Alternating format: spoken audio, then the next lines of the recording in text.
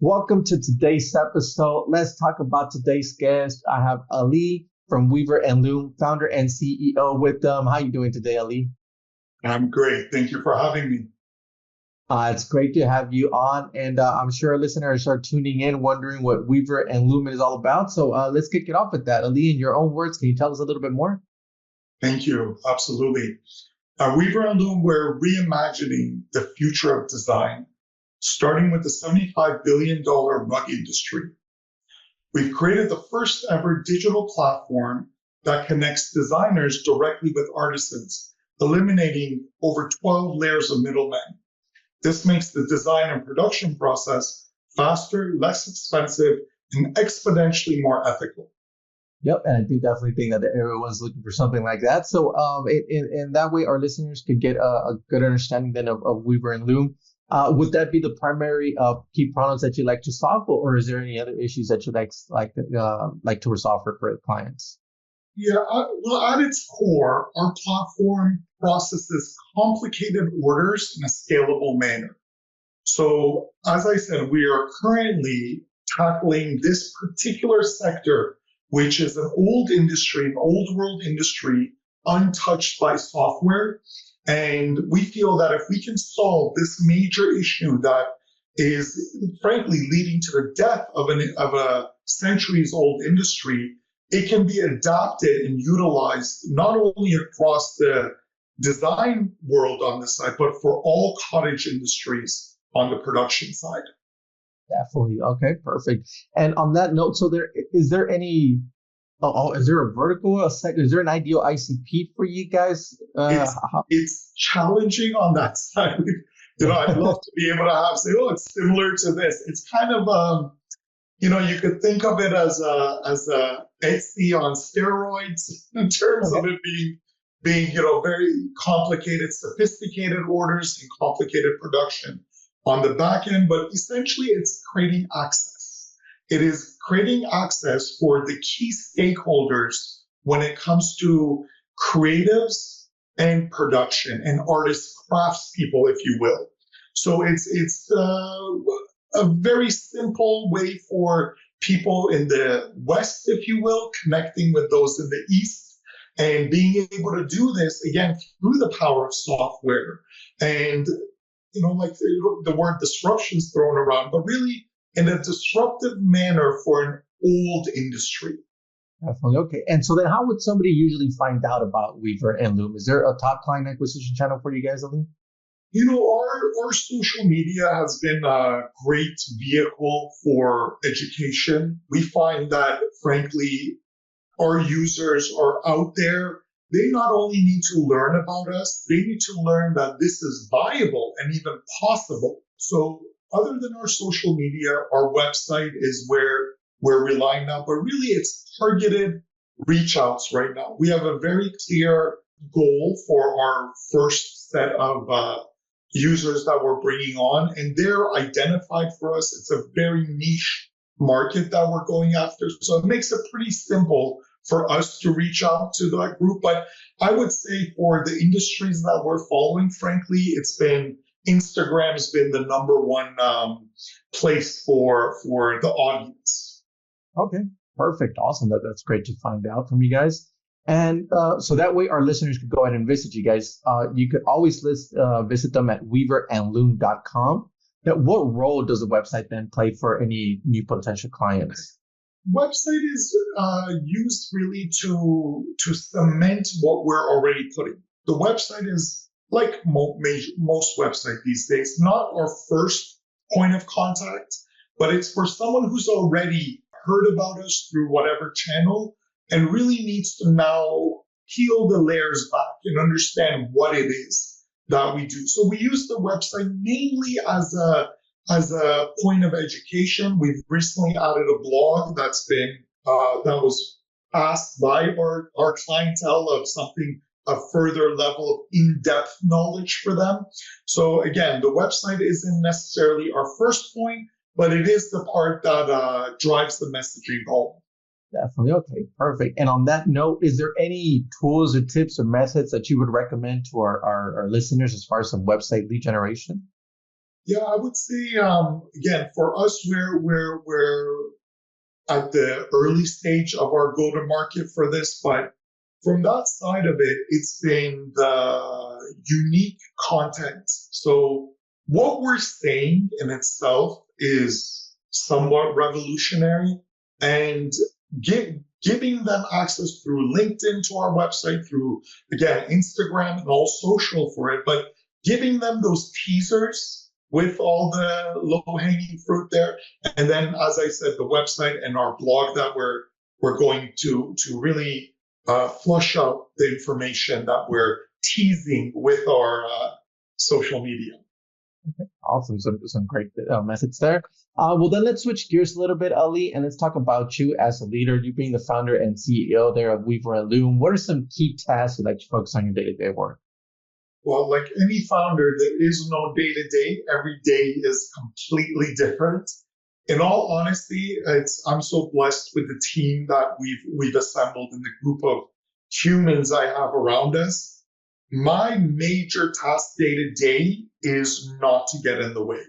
I'm very cognizant of not being the bottleneck of things. And when you are the founder of a company, obviously everything is coming from you and bouncing off of you. But at the stage we're at today, my major goal is to make sure that the team and machine is running efficiently, and that I'm not the one that's holding things up for them in terms of knowledge, information, because I mean, these people are experts in their own fields. That's why they're here. And I don't want to be the one that's holding things up. That's my top day-to-day objective. Okay, perfect. Awesome to hear that. And as far as to keep up, I mean, there's a lot of, marketing strategies and new tools to use and new updates for everything. How do you usually stay up to date with all the information that's going on? Yeah, no, that's honestly been one of the, I've been working on this for a long time, but that has been the biggest learning curve for myself personally. All the new tools in the last couple of years that have come in, specifically things like HubSpot, have been really amazing for us and allowing us to create that scalable funnel. Other things like Trello or a couple of the other things that we're using now. Really, it's relying on my team's expertise and giving it a chance. So we have brought in things that we felt just didn't work ideally for us, being able to get off of them early in the stage and understanding what works, not just as a tool, but a tool for us. So if it's not working, we don't want to get stuck in it. We want to pivot quickly off of that. But like I said, the newest thing that we've implemented and we're super happy with right now are HubSpot and Apollo are the two things that we're really utilizing. And what's helped me as a founder is having team members that have the experience and are plugged in, perhaps some a little bit younger than me that are really at the cutting edge of those things.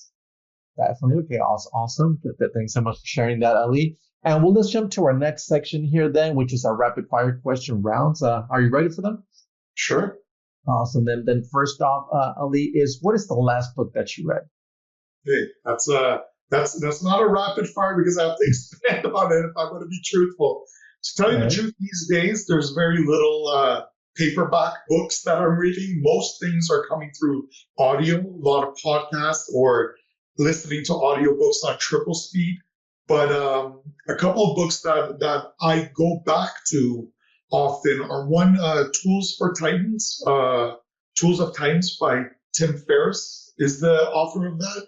I find that to be a book that paper version is much more rewarding than audio. And a book that's been with me from the start of my entrepreneurship, and I always recommend it to founders, is The Alchemist by Paulo Coelho. It's a nice story of a journey, an adventure of embarking on the unknown. And I find myself going back to that book whenever the company is at a new phase. It feels like a new adventure we're going into. And it's one that I probably got memorized now, but I go back to that book pretty often, just for the feel goods of it. Definitely. Okay, great read there for our listeners as well. Next up is, if there would be no boundaries in technology, what would be that one thing that you want to have fixed for your role as a marketer today? Yeah, and this is something that I'm pretty sure is already out there and available. But for me personally, it's anything touching admin, for admin to be more and more automated. And again, there's a lot of tools we're already starting to bring in, but I hear this from a lot of other founders as well, is things that might appear like simple tasks to us can kind of start building up and building up. And those would be the ones that I find I'm much more open to tools coming in and solving any admin type of issues that we're handling. Okay, perfect. Awesome. Next is, if there was one repetitive task that you could automate, what would that be? Again, this similar on the last one. For me, it would be accounting. And again, we are now using, so technology has solved this, but I've been an entrepreneur for a long time, and that was another thing that I'm very happy that all these wonderful minds are working on AI versions of accounting and automation of accounting, that we can, again, just be able to focus on the building of what we're doing. So for me, I'm a pretty low tech person that's working in a world of software and tech. So I have pretty low hanging fruit for me to be satisfied. Okay, perfect. Awesome. Great to hear that. And well, lastly, then, I mean, you have a lot of experience already, but what is one piece of advice that you would give yourself if you were to restart your journey as a marketer today? Really, it would be two things. One, don't focus so much on perfection. I feel earlier in my time, I was too worried about the what's going out, whereas now really the understanding of things move so fast. Iterate quicker, move quicker on that. And I guess the second one would be just stick to your gut.